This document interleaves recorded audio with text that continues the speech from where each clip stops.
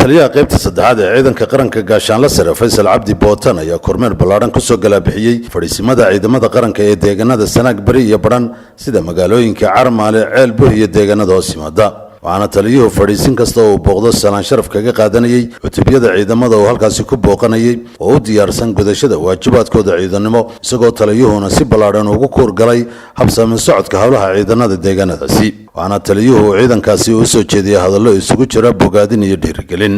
aad iyo aad baan idin salaamayaa. salaam buuxdana waxaan idinka wadaa taliyaha ciidanka qaranka Sareeya Gaas Nuux Ismaaciil Taani. ciidan ahaan sida u diyaarsantihiin oo idinku hambalyeynayna sida u ilaalisaan deegaanka iyo dadka iyo dhaqanka iyo jiidaha aad joogtaanna waanu ka dheregsannahay. aad iyo aad waxaan u bogaadinayaa oo boqolkiiba boqol aan ammaanayaa ciidamada fadhiisimada jooga sida wanaagsan ay u shaqaynayaan.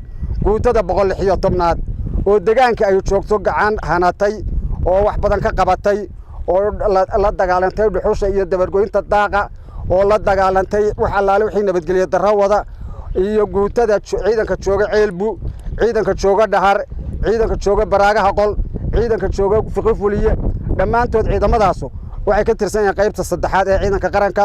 waana ciidan amaanan sharafkoodii iyo karaamadoodii leh. annaguna waxaan leenahay Allah idin barakeeyo hawsha qaranka oo haysaana qaranku waa idin ku ogyahay. taliyaha ciidanka saldhigga saddexaad ee ciidanka qaranka gaashaanle sare Faysal Cabdi Bootan ayaa sidoo kale ka hadlay hadallada deelqaafka ee ka soo burqanaya maamul goboleedka Puntland ee Soomaaliya iyo sida ciidamada qaranka Soomaaliland ay u sugi doonaan xuduudaha Soomaaliland. hadallada soo dulduulaya bariyahan dambe aan maqmaqlayna waxa ciidamadii Sanaag Bari joogay way ka baxeen meesha oo way aagbadisheen. kama ay bixin guutooyinkii sidooda u shaqaynayaan, way fiican yihiin, waa kuwa jooga, waa taxeero walba calanku ka babanayo. waxaan cid walba ogeysiinayaa waxa meelaha hadallada hadeer ka soo dulduula ay yihiin oo aan maqlaayay saraakiil iska daba hadashay oo argagixisay iyo shabaab iyo wax ka sheekaynaysa. horta shabaab haddii la sheego shabaabtu waxay joogtaa Galgala iyo af urur bay joogtaa.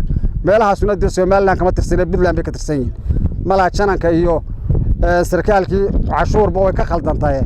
shabaabtu waxay joogtaa Galgala iyo af urur bay joogtaa. meelahaasuna waa meelaha lagu ogyahay Puntland xuduudaheeda. annaga Soomaaliland gudaheedana ma joogto.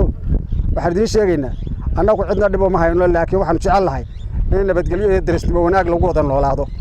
darisnimo wanaag ayna dhaqa mandaqadaas waa mandaqad nabadgelyo. dadka Sanaag Bari jooga Badhan, Hadaaftimo, Ceelbu, Dhahar, Xiingalool, Damalla Xagare, Carmaale, dadkaas waa dad nabadgelyo, waa dad soo jireen oo bareero ballaaran weeye, waa dad wanaag iyo hufnaan lagu bartay. ma aha dad dagaal iyo xamaasad iyo dhibaato la dhex keeno. haddii aqooladiina ka imanaysa Boosaaso iyo Garowe afidada kala bixi weydaan, annagu xuduudaha iyagu waanu sugaynaa. waxaa iyaguna fadhiisimadii uu booqday taliyuhu warbixin kaga qaatay taliyayaasha guutooyinka 116 iyo guutada 9aad ee fadhigeedu ee Carmaale iyo Ceelbu. ciidanka qaranka ururintii taliska ururkii labaad baa degan. anaa taliyo ururka ah. taliyo horintii labaad horintuna waa kan Soomaaliland dalbaana si wuxuu sheeg baa wax ka sheekay ciidankaas waa Soomaaliland. xuquuqdaan ku leenahay baanu ka helnaa, mid ka badan baanu ka sugaynaa, waana waajib. janal ciidan baa ku khudbadeeyay baa leeyahay we stand here and will fight. if we not stay here life we will stay dead. waxaanu joogaynaa halka, waxaanu ku joogaynaa dhimasho. haddaan nolol ku joogayno waxaanu ku joogaynaa dhimasho. haddaanu nolol ku joogi weyno dhimashaanu ku joogaynaa annagu Soomaaliland. dad baa waxay yiraahdaan guutadii 116aad waa tagtay. taliya indhahaagaad ku aragtaa guutadii 116aad waa joogtaa. shakhsiyadan haystay baa tagay. taliyihii guutada hore u haysan jiray iyo shakhsiyadan haystay un baa tagay. ciidankii waad aragtaa siduu u joogo, siduu u shaqaynayo, waajibka u qaadanayo, haddana uu yahay waajibkiisa shaqadiisa. waxaan kaloo leeyahay taliyaha ciidanka qaranka iyo taliyaha qaybta saddexaad Faysal Cabdi Bootan waxaan ogeysiinayaa inaan wax Puntland la yiraahdo halka jirin. dadku waa Soomaaliland, dalkuna waa Soomaaliland. waa la isgaranayaa, dalkana waa la garanayaa, dadkana waa la garanayaa. halkan aanu joognaa waa Carmaale waa Soomaaliland.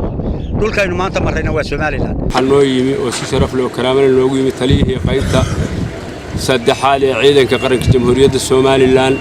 annagu haddaan nahay guutada 9aad fadhiyadayadii baanu fadhinaa. ciidamadu waxay ku sugan yihiin fadhiyadoodii sida Ceelbu, Dhahar, baraagaha qoldacayadaha la sheegayo la leeyahay waxbaa wareegay oo lagu hadlaayo oo ku hadlaayo ninkan generaalka ciidanka puntlandna waxba kama jiraan lihiinaana idin macallina waa maxamuud maxamed xasan saraaf warbaahinta qaranka Soomaaliland ergabo